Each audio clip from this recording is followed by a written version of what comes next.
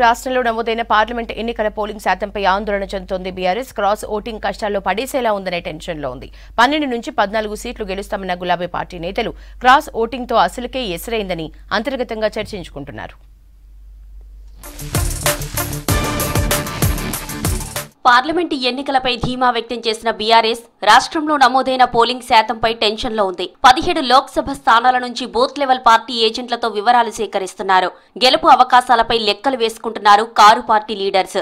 లోక్సభ ఎన్నికల్లో మెరుగైన ఫలితాలు వస్తాయని అంటోంది గులాబీ పార్టీ. 12 నుంచి 14 సీట్లు గెలుస్తామని అనేక సందర్భాల్లో ధీమా వ్యక్తం చేశారు కేసీఆర్ బస్సు యాత్రకు ప్రజల్లో మంచి స్పందన వచ్చిందన్నారు పార్టీ శ్రేణులు. కేంద్ర రాష్ట్ర ప్రభుత్వాలపై ప్రజల్లో తీవ్ర వ్యతిరేకత ఉందని ఆరోపించారు. ఇదే ఇప్పుడు గెలుపు కోసం దోహదపడుతుందన్నారు బీఆర్ఎస్ లీడర్స్.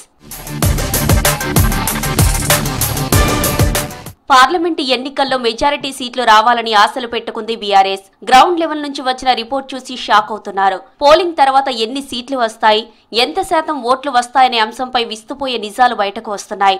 దానికి ప్రధాన కారణం క్రాస్ ఓటింగ్. తెలంగాణలో 12 నుంచి 14 సీట్లు పక్కా గెలుస్తామని గతంలో ధీమా వ్యక్తం చేశారు కేసీఆర్.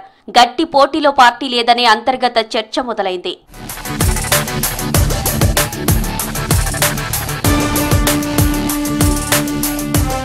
కాంగ్రెస్ మీద కోపమున్న బీఆర్ఎస్ రెండో స్థాయి క్యాడర్ కాంగ్రెస్ ఓటమి టార్గెట్ గా గ్రౌండ్ లెవెల్లో వర్కౌట్ చేసినట్లు పార్టీలో జరుగుతున్న చర్చ.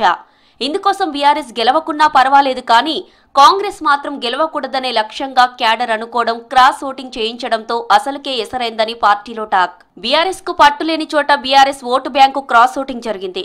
దీంతో ముక్కోనపు పోటీలో దెబ్బ గులాబీ పార్టీకి తగిలినట్టయిందనే చర్చ మొదలైంది. క్రాస్ ఓటింగ్ అంతా బీజేపీ వైపు వెళ్లినట్లు చర్చ జరుగుతోంది. మల్కాజ్గిరి, చేవెళ్ల, జహీరాబాద్, వరంగల్, కరీంనగర్, భువనగిరి, సికింద్రాబాద్, నిజామాబాద్, మహబూబ్ నగర్ లోక్సభ స్థానాల్లో క్రాస్ ఓటింగ్ జరిగిందని విస్తృతంగా చర్చ జరుగుతోంది.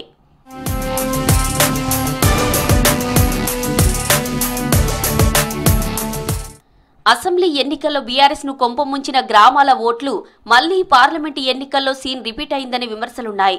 రాబోయే రోజుల్లో ఇలాంటి పరిస్థితిని అధిగమించాలని గులాబీ పార్టీ భావిస్తోంది.